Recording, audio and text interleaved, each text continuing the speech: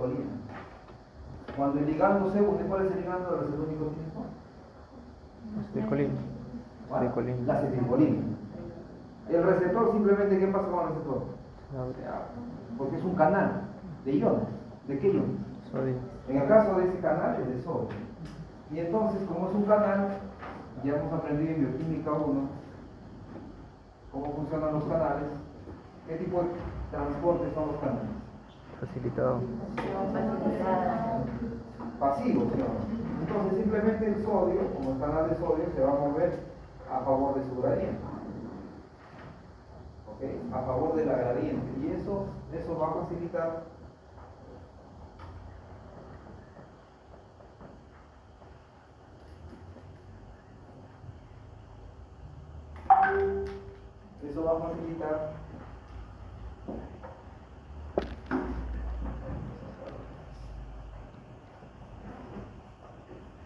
los efectos de ligando que actúan sobre ese receptor, ¿no? Entonces nosotros, y estos son un resumen de los receptores que se acoplan a canales iónicos, de los más conocidos, porque hay más. Ya han estudiado este receptor, el receptor nicotínico de acetilcolina. Es un receptor que se acopla a canales iónicos, porque la acetilcolina también es un ligando para otro tipo de receptores que se llaman receptores muscarínicos, que los van a estudiar todavía la otra semana. Ahora vamos a ver todos los que son canales. Ahora vamos a estudiar el glutamato como ligando. Estos de arriba son ligandos y estos son sus receptores. No sé si los han visto, pero en la acetilcolina de los receptores nicotínicos yo tengo 3 clases. ¿Se acuerdan? ¿Han visto ya? ¿Cuáles son los tipos de receptores nicotínicos? Muscular, El ganglionar, el muscular y el sistema nervioso y el del sistema nervioso central. ¿Sí? Son 3 tipos de receptores. Igual, el glutamato va a tener 3 tipos de receptores ionotrópicos y como 18 o 20 tipos de receptores metabotrópicos o acoplados a proteínas G. Nosotros solo vamos a ver ahora estos 3. Vamos a mencionar un poquito el otro, pero necesitamos estudiar estos 3. A estos 3 receptores se une el glutamato y va a producir algunos efectos característicos. Y el GABA también tiene como 2 tipos principales de receptores, el receptor GABA A y el receptor GABA B. El GABA B es para receptores metabotrópicos y el GABA A es un receptor ionotrópico o es un canal. Es un canal. Miren, vamos a hablar un poquito de ligando primero y luego de cada uno de esos receptores. El ligando es el glutamato. ¿Qué es el glutamato? Ya, es un neurotransmisor. Va a ser el que va a comunicar una neurona con otra. Todo esto es a nivel del sistema nervioso central. ¿Ya? Este es un ligando que comunica neuronas. Pero ¿qué naturaleza tiene el glutamato? ¿Qué es el glutamato? ¿Qué es? También se conoce como ácido glutámico. El glutamato. ¿Qué es?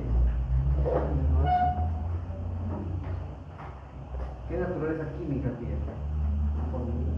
Un grupo amino, sí tiene un grupo amino en su estructura, no solo un grupo amino. También tiene un grupo carboxilo. Tiene un radical. Entonces, ¿qué es? Aminoácido. Muchachos, ven, glutamato a estas alturas ya. Es un aminoácido. Es uno de los 20 aminoácidos con los que formo proteínas. El glutamato es un aminoácido. Me sirve para formar proteínas, como hemos aprendido, ¿no?, en la clase anterior, el glutamato. Pero cuando está solito, se comporta como un neurotransmisor. ¿Ustedes han visto que? ¿Sí? ¿Lo devolviste? Sí. No, dile que te den nuevos y te los guardas también. No los revuelves. De todos los colores, miren, el glutamato es un aminoácido. En el sistema nervioso central se usa para formar proteínas, pero un rol importantísimo que cumple es la de ser un neurotransmisor. Y como ya vimos, como dice ahí, es el principal neurotransmisor excitatorio del cerebro. Es decir, todo lo que aprendemos, todo lo que sabemos de nuestras funciones cerebrales más elevadas, todo el aprendizaje de la memoria, este glutamato a través de sus receptores promueve esa comunicación. 2/3 de la sinapsis del sistema nervioso central, sobre todo en la corteza cerebral, es donde está nuestra capacidad intelectual mayor, ¿no? El glutamato puede provenir de la glutamina, pero también se puede formar a partir de la glucosa. Es una molécula entonces muy importante, es un aminoácido. El GABA, cuando veamos GABA, se deriva del glutamato. Miren, el glutamato es un aminoácido. Cuando yo le quito el grupo carboxilo al glutamato, se convierte en GABA. Y ese es otro neurotransmisor, pero con una función bien distinta, hasta opuesta. Es inhibitorio, este es un excitatorio. Entonces, en libros, ¿dónde van a encontrar información para estudiar esto en algunos libros? Van a tener que buscar aminoácidos excitantes, aminoácidos, neurotransmisores, aminoácidos del sistema nervioso central. Porque son aminoácidos o derivados de ellos. Tanto el glutamato como el GABA, la glicina, el aspartato, son aminoácidos que se comportan como neurotransmisores. Pero ¿cómo puedo obtener glutamato? A partir de otro aminoácido que se llama glutamina, por acción de esta enzima, de la glutaminasa, yo le quito el grupo amino, lo saco en forma de amonio, y lo que me queda ya es el glutamato, y ese ya es mi neurotransmisor. ¿Qué más tenemos? También puedo obtener glutamato por una aspartato aminotransferasa. No sé si se acuerdan del metabolismo de proteínas del ciclo anterior. Las aminotransferasas, ¿no? Al alfa cetoglutarato, al aspartato yo le quito el grupo amino. Ya. Yo quería graficar un poquito. Cuando hablamos de neuronas, la comunicación nerviosa, ustedes ya saben, se da en un espacio muy estrecho que se conoce como sinapsis. Y para que esta neurona le comunique la información a la siguiente y se genere un impulso nervioso de una neurona a otra, tú necesitas enviar un neurotransmisor. Ese, por ejemplo, es el glutamato. Y el glutamato está almacenado en unas vesículas, así como se almacena la acetilcolina, ¿de acuerdo? ¿Han visto, no? Cómo se almacenan unas vesículas. Igual, en las terminales nerviosas yo tengo vesículas donde almaceno mi neurotransmisor. En este caso son neuronas glutamatérgicas, se llama, porque es un neurotransmisor, el que van a liberar es el glutamato. ¿Ya? Este glutamato entonces se puede formar a partir de la glutamina, un aminoácido que puede estar acá, por una acción directa de la acción de la glutaminasa, que quito el grupo amino y ya tengo glutamato. Y este lo almaceno en mis vesículas sinápticas, mis vesículas llenas de glutamato. Pero también puedo obtener glutamato a partir de la acción de la aspartato aminotransferasa, que le da un grupo amino del aspartato al alfa cetoglutarato y a este lo convierte en glutamato. Y mi aspartato, al perder su grupo amino, se convierte en oxalacetato. Esta es otra forma de poder obtener glutamato por acción de esta enzima, de la enzima aspartato aminotransferasa. Entonces, el aspartato es otra fuente de obtención de glutamato. Así yo genero, así las células, las neuronas, un poquito. Esta es mi neurona, aquí está mi vesícula que almacena el glutamato, que se puede obtener a partir de la glutamina, por acción de la glutaminasa, y cuando esta neurona se despolariza, porque le llega un impulso nervioso que le ordena fusionar la vesícula con la membrana y liberar el neurotransmisor, este neurotransmisor glutamato, siendo liberado aquí en la sinapsis, en el espacio sináptico, se unirá a la membrana de la neurona postsináptica. ¿Con quién? ¿Con quién se va a unir el glutamato? ¿Con quién? Con los receptores de glutamato, que son los que nos toca estudiar. ¿Ya? Con los receptores de glutamato. Estos receptores que reciban al glutamato y se unan, generarán una despolarización en esta neurona. Y esa despolarización llevará a que esta neurona también libere su transmisor hacia la siguiente neurona y esta haga lo mismo con la otra, y así se transmite el impulso nervioso a través de una red de neuronas. ¿Ok? Entonces, esta es la forma como se forma el glutamato.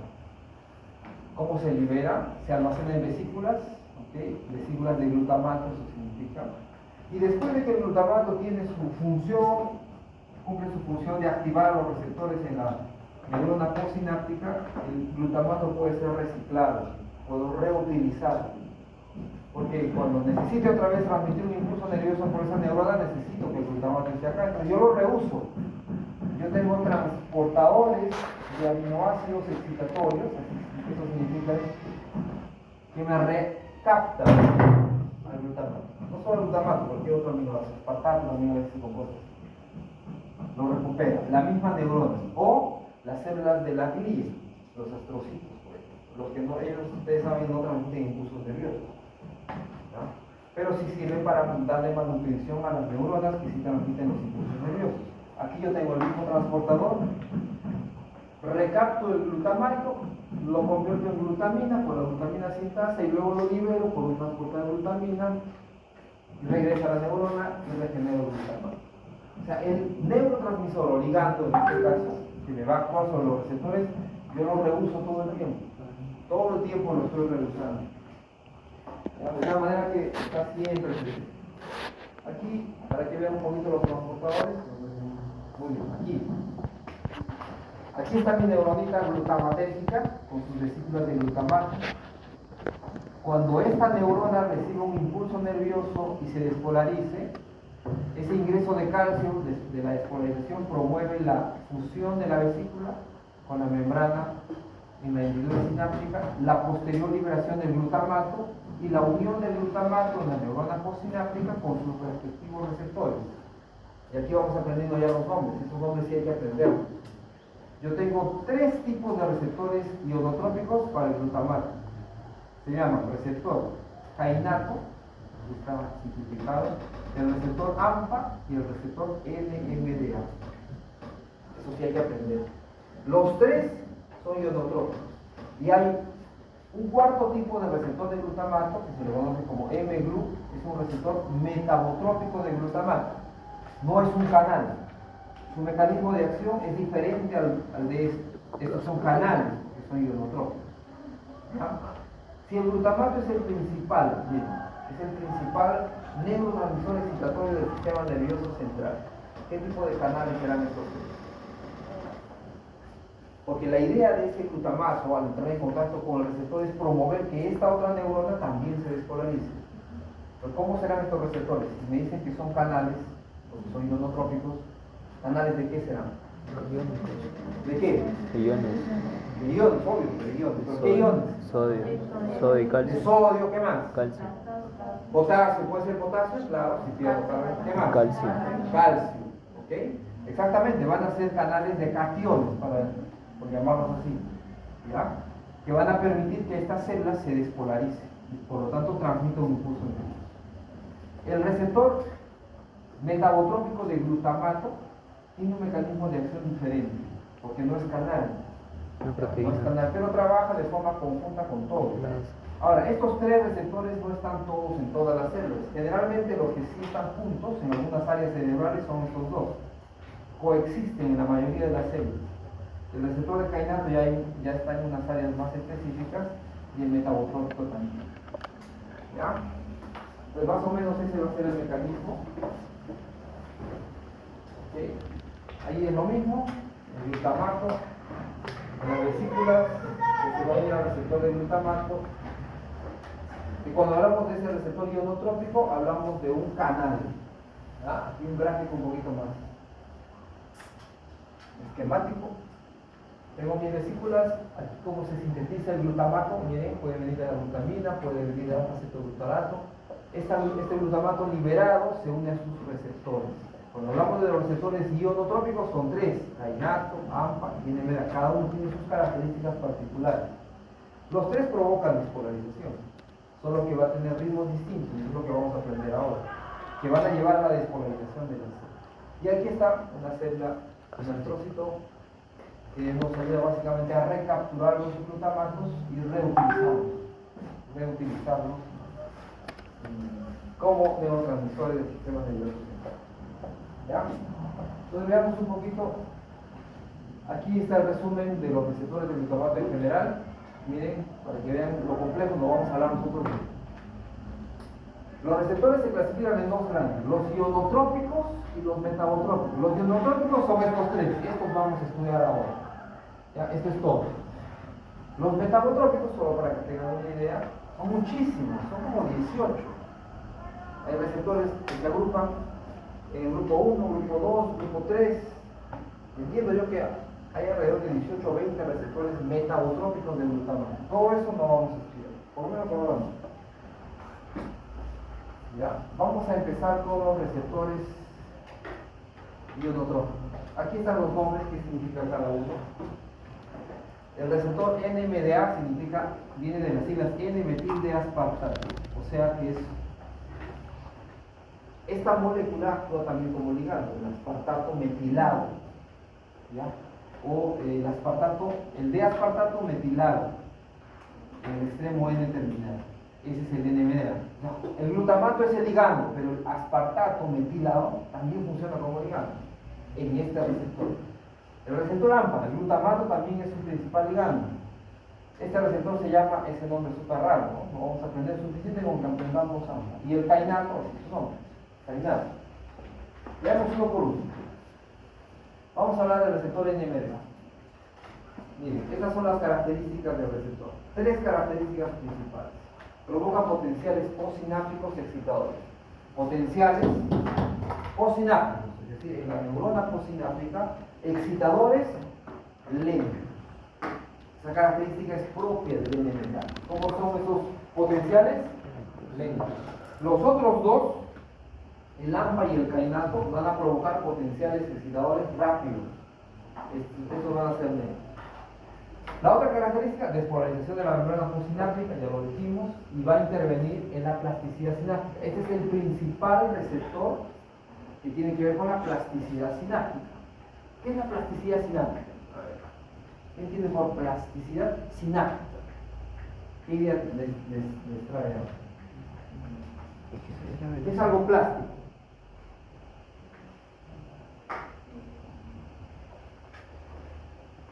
Plasticidad sináptica. ¿A qué se referirá?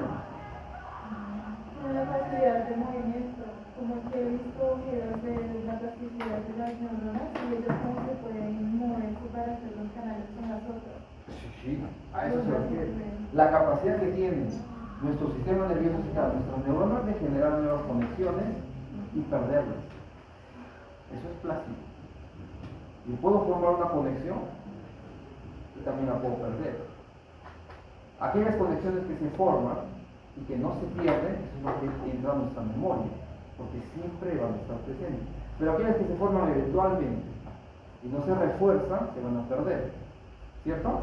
Por ejemplo, hay muchas cosas, y es normal, y no todo lo que estudiamos aprendemos, ¿sí o no? No todo lo que se estudia se aprende. Hay muchas cosas que ya se han olvidado de la clase de ayer, ¿sí o no? Sí, es probable. ¿Cómo hago para no olvidar lo que aprendí ayer? ¿Cómo creen? Repasando, leyendo, no solo uno, dos, tres, no solo leyendo, mirando, hablando, explicando, de diferentes formas. Uno fija esa nueva conexión que se formó. Pero si esa conexión no la usas constantemente, también se pierde. De acá a un mes, de acá a un año, no te vas a acordar. Pero hay conexiones que fijan, que se quedan de manera permanente, que nunca las olvidas. Por ejemplo, aprender a manejar bicicleta. ¿Cuántos saben aquí manejar bicicleta? Todos. Supongo que no manejes bicicleta por 5 años. Y en 5 años tienes que volver a manejar una bicicleta. ¿Manejas o no? ¿Sí o no? ¿Por qué? Si no era algo que estabas haciendo todo el tiempo. ¿Por qué? Porque ya lo dejaste, esa conexión nerviosa no se perdió nunca más. Lo practicaste tanto en un periodo de tiempo que no necesitas pensar o recordar mentalmente para manejar. Es algo normal, es algo natural. ¿Sí me entienden? Entonces, todo conocimiento que aprendemos, que queda fijado en el cerebro, si no lo practicamos se pierde. Si no lo repasamos se pierde. El cerebro es muy plástico y eso es bueno, porque así también podemos nosotros incrementarle más conocimiento en nuestro sistema nervioso. El mecanismo es muy parecido a todos. Son canales no solo de calcio, aquí está solo calcio, en realidad canales de cationes. En el caso del NMDA, principalmente calcio. Eso sí, va a entrar más calcio que sodio. Se ubica en la membrana postsináptica, eso es importante. NMDA siempre solo está, este receptor, en la membrana postsináptica. Y en el cerebro, ¿dónde se ubica? En la corteza, miren, es abundante la corteza, en el hipocampo. Tiene que ver mucho con nuestra memoria, la parte más importante de la memoria y los ganglios basales. ¿Ya? Y está en toda nuestra corteza cerebral. Ustedes saben que nuestro cerebro, la corteza cerebral, es la parte más importante para nuestras actividades más elevadas. Y son tetrámeros. No nos vamos a enfocar mucho en la estructura, ustedes no van a ser farmacólogos, pero son tetrámeros. ¿Se acuerdan cómo eran los receptores nicotínicos? Pentámeros. O sea, tienen 5 unidades que forman el poro, ¿no es cierto? Con 5 unidades, con 5 subunidades proteicas, yo formo el canal. Mis receptores de glutamato, todos, van a ser tetrámeros. Van a tener 4 subunidades proteicas formando el poro del canal, a diferencia de los nicotínicos. Hay un poquito, un esquema de algunas de las unidades, NR1 y NR2, que forman las paredes del canal, ¿verdad? Entonces, más o menos, aquí aparece NR1 y NR2, pero son 2 NR1 y 2 NR2 los que dan la vuelta a todo el canal. ¿Listo?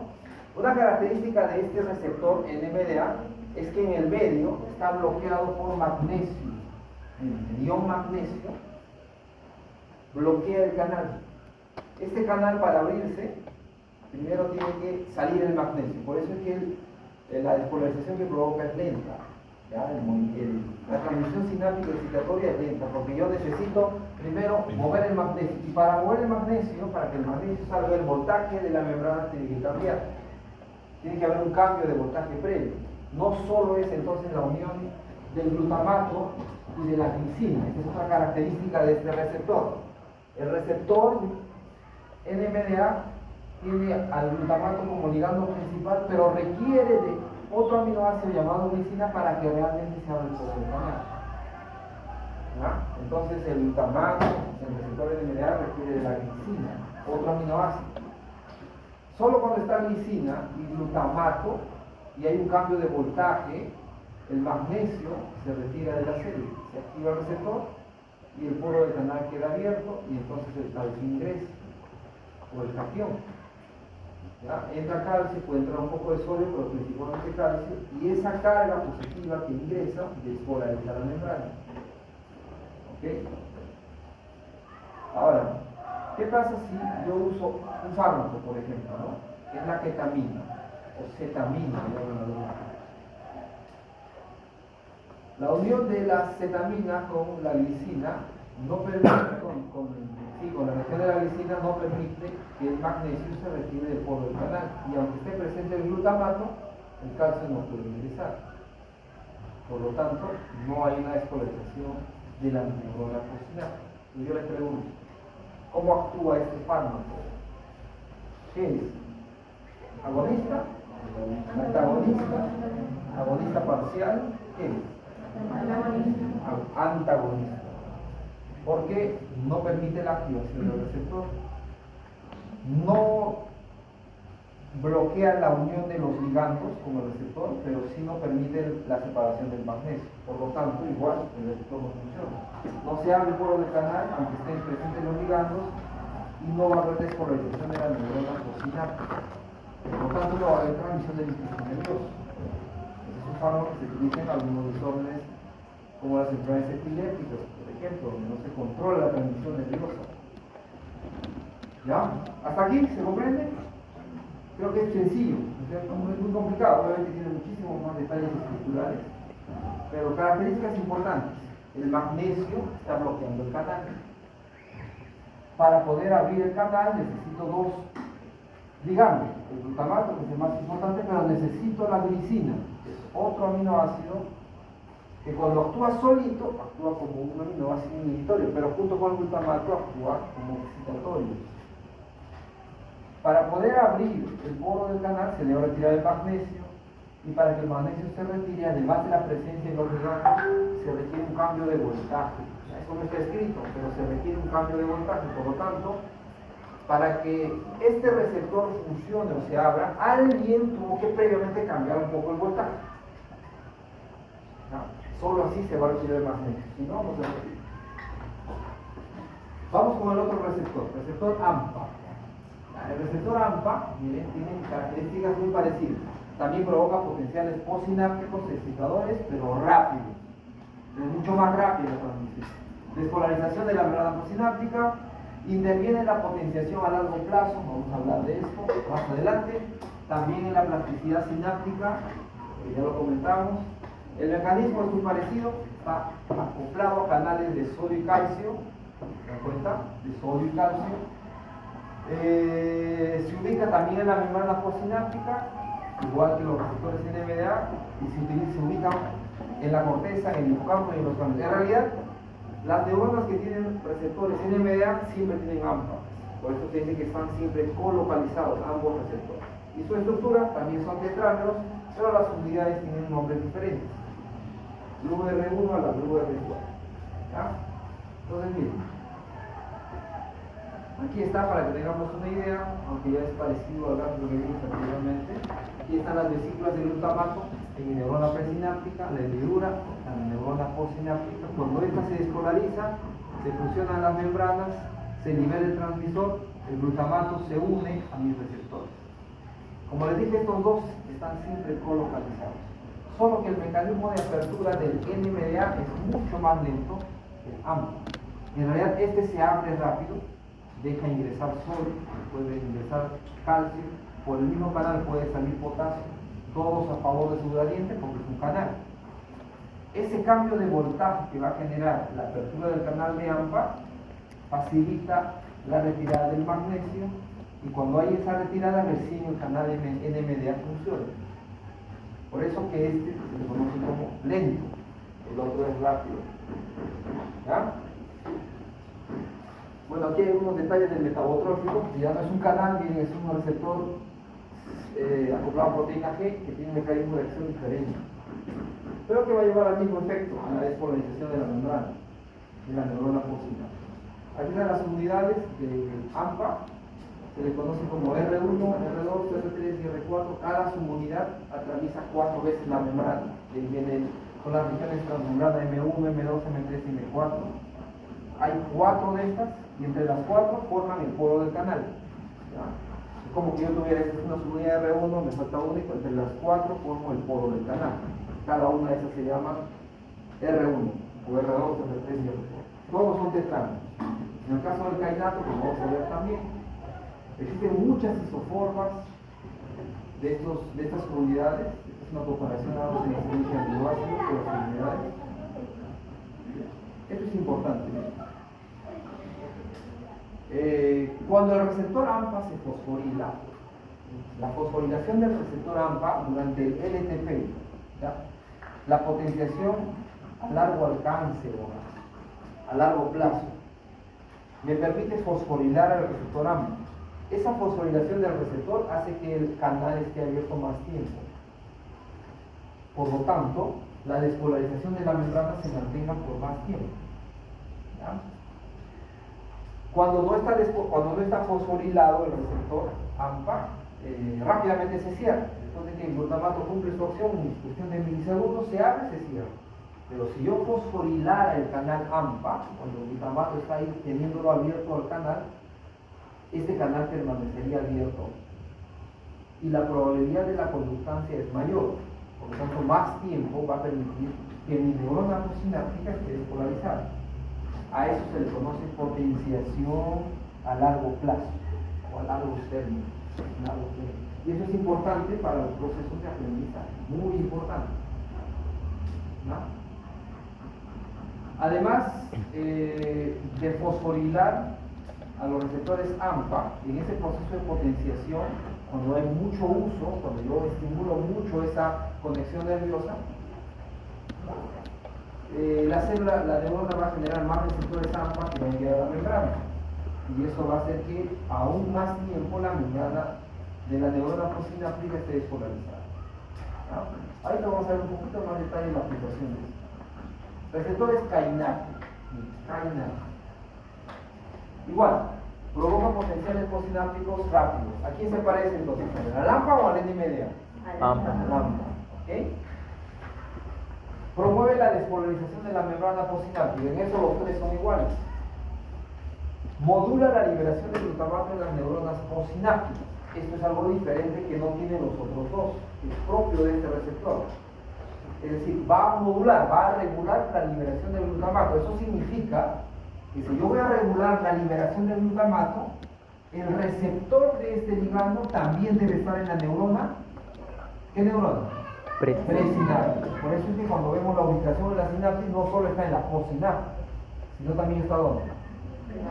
Porque cuando ya tengo mucha acción de glutamato, el mismo glutamato, a través de este receptor kainato, que va a estar presináptico, voy a regular para una especie de feedback negativo, dejar que siga habiendo liberación de glutamato. Regulo la liberación de glutamato, es lo que está diciendo. Modula la liberación de glutamato en las presinápticas.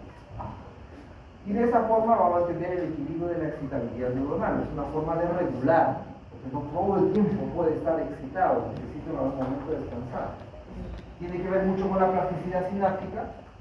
Igual, miren, apertura de canales acoplados de sodio, baja permeabilidad del calcio, igual son canales de cationes. Ya hablamos de la ubicación. Esos son los únicos receptores que están en el presináptico. Y se localizan bastante en el hipocampo y en la corteza cerebral. Tienen mucho que ver con la memoria. También son tetrámeros, pero sus denominaciones son diferentes. Ya no son igual los nombres de las unidades proteicas a los otros dos anteriores. En realidad, cada tipo de receptor tiene nombres propios para sus unidades proteicas.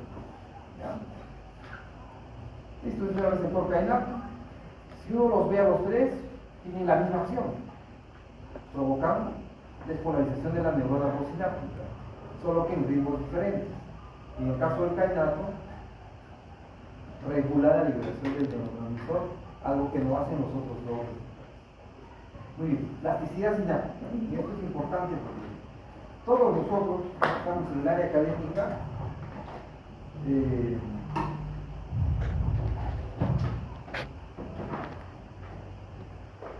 Tenemos actividades de aprendizaje continuo. Y es importante para nosotros tener esa capacidad, porque imagínense que llegáramos al tope de nuestra capacidad de aprendizaje, ya no podríamos aprender más nada. Sin embargo, uno puede aprender. ¿Hasta qué edad se puede aprender? ¿Hasta cuándo se puede aprender? ¿Hasta los 20 años? ¿Y ahí ya no se aprende? No. ¿Hasta cuándo podemos aprender? Toda la vida. Eso significa que tenemos una capacidad mental súper plástica. Lo único que diferencia es que tanto nosotros usamos esa capacidad. Eso significa modificaciones a largo plazo de la capacidad de conexión y la eficacia de la sinapsis que surgen tras cambios fisiológicos de la actividad neuronal. Eso de aprender tres receptores, no, eso es un nuevo conocimiento, si es que no lo sabía. Para, de repente yo que aprendí eso antes, cada vez que lo repito, ¿qué estoy haciendo? Reforzando un conocimiento que ya había formado. Yo no lo olvido, tal vez tú lo olvides, si es que no lo refuerzas. ¿Sí se dan cuenta? Entonces, miren, estas modificaciones que hacemos nosotros nos van a permitir aprender y sobre todo memorizar. Por eso les decía al inicio, ¿no? Ellos que tienen la capacidad de conectar más rápido, de generar nuevas conexiones nerviosas con más facilidad, de tener mayor disponibilidad de receptores de glutamato en la membrana postsináptica, son aquellos que aprenden más rápido. Aquellos que tienen menor número de receptores de glutamato tienen más dificultad, necesitan repasar el mismo conocimiento más veces para poder entender lo que otros en menor tiempo lo hacen.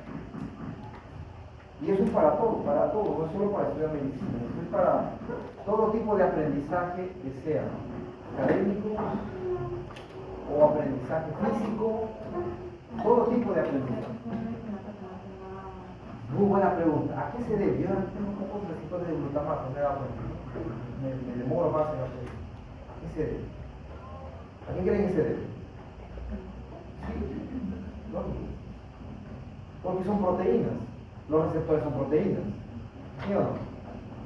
Mientras más receptores yo tenga, es porque tengo una expresión del gen del receptor de glutamato mayor. Conforme más le exijas todo tu cerebro, más receptores tendrás. Mientras menos le exijas, menos receptores. O sea, el nivel de receptores que tenemos nosotros activos es en función de la exigencia que le damos. No sé si me entienden. Mientras más exijas tú, vas a tener mayor capacidad de aprender y de memorizar. Mientras menos, mientras más leas, yo le voy a decir, mientras más leas y veas menos videos, vas a aprender más. ¿Ya? Los videos son una ayuda, pero no es para aprender. Los videos son... Si tú estás estudiando solo con videos, te vas a olvidar. Lee. Explícale a tu compañero, enseña. Con eso vas a aprender. Miren, de repente hacemos un paréntesis acá. Avanza un poquito. Para ver el esquema global. Miren, la potenciación a largo plazo es el incremento sostenido en la comunicación sináptica entre dos neuronas. Estoy más tiempo conectado, en otras palabras. Y mientras más tiempo esté conectado, yo potencio mi proceso de aprendizaje. Pero para estar más tiempo conectado, necesito usar con más frecuencia esa conexión nerviosa. ¿Ya? Necesito usar. Porque también existe la depresión a largo plazo, es la disminución sostenida en la comunicación. Simplemente no usar la conexión. Y entonces, ¿qué pasa con esa comunicación? Se pierde. Eso es el plástico. Y nuestras neuronas son superplásticas. ¿Ya? Creo que tengo un esquema general. Aquí está. Miren. Cuando es poco estimulado, es decir, cuando yo eventualmente leo algo, escucho un video, ocurre esto. Llega una despolarización porque es un estímulo, el glutamato se libera y el glutamato se une a sus receptores, pero no todos de ellos funcionan. El que funciona es este, el receptor AMPA, porque es un receptor rápido, su potencial que genera es rápido. Se abre el canal entre el sodio, entre el calcio, despolariza la membrana, pero la despolarización ¿cómo es? Se excita, pero es ¿qué es? Breve. Es breve. ¿Ok? Los receptores de NMDA no se abren. ¿Por qué? Necesito retirar el magnesio. Para poder retirar el magnesio necesito que el estímulo sea más sostenido. Cuando es algo eventual, ¿no es cierto? Cuando es una actividad que no tiene mucha frecuencia, así funciona. Ahora, ¿qué pasa cuando yo tengo una actividad con más frecuencia? Yo leo, no solo escucho, no solo miro, enseño. Miren, el receptor de AMPA se abre como en el caso anterior, hay una despolarización, pero ¿cómo es la despolarización? Sostenida, demorada, se prolonga un poco más de tiempo. Esa prolongación hace más que se abran los canales de ¿qué? El NMDA, porque voy a retirar el magnesio que está bloqueando por el canal. Al desbloquear ingresan más cationes, ingresa calcio, porque este es principalmente de calcio, habíamos dicho, aquí puede pasar calcio, pero es muy poquito. Para que esta neurona libere los neurotransmisores, necesito calcio. Pero el incremento de este calcio en la neurona sináptica me activa una proteína que se llama proteína quinasa C. Y si tú recuerdas, las quinasas fosforilan, se llaman quinasas. Es esta quinasa la que va a fosforilar al receptor AMPA y lo va a mantener como abierto. ¿Recuerdan que les había dicho que si está fosforilado está abierto más tiempo? ¿No? Ahora, no solo ocurre esto no lo vamos a ver ahora porque este receptor de glutamato es metabotrópico, tiene un mecanismo de acción diferente por la generación de segundos mensajeros, pero al final se conectan todos. Cuando el estímulo entonces es frecuente, yo voy a tener una despolarización sostenida y yo voy a aprender más. Por eso, lee poco, puedes hasta probar el examen, aprobar el punto, pero no se olvida. Te va a servir de poco o nada. Lee mucho y vas a aprender. Ahí está la comparación. Estímulos infrecuentes, poco frecuentes, provocan despolarización de genes. Estímulos frecuentes, sostenidos o repetidos varias veces de diversas formas, generan despolarizaciones sostenidas, los que marcan un aprendizaje. ¿Sí? Ahora yo como paréntesis les digo así. A ver, ¿Cómo se aprende? ¿Qué es aprender? ¿Aprender es algo activo o es algo pasivo? ¿Cómo creen? Activo, ¿no es cierto? Estudiar es un verbo que indica acción. ¿Sí o no? A ver, ¿qué están haciendo ustedes aquí en este momento? ¿Qué están? ¿Están estudiando? ¿Sí o no? No. Escuchando. Están escuchando. Estudiar significa entrar en acción. ¿Cuándo estudian ustedes? En los soportes. ¿Cuándo estudian? Cuando estás en tu cuarto, coges tu libro o tu cuaderno, tus apuntes y empiezas a repasar, a anotar, a relacionar, a subrayar, a escribir. Ahí estudias, porque es algo activo. ¿Ya? Estás sentadito aquí en la clase, es bueno que vengas a la clase. No me gusta tomar asistencia, pero es bueno que vengas. Si no quieres venir, no tengo ningún problema. Pero eso es pasivo. Y pasivo no es estudiar. Pero cuando vengas a la universidad no digas, he ido estudiando. Y escuché. Y escuchando. Estudiar es activo, muchachos. Entonces no te quedes con la clase. Algunos, solo la clase, ya entendí todo. No es estudiar. Estudiar es luego ir y yo les estoy mostrando gráficos de algunos libros, imágenes de repente.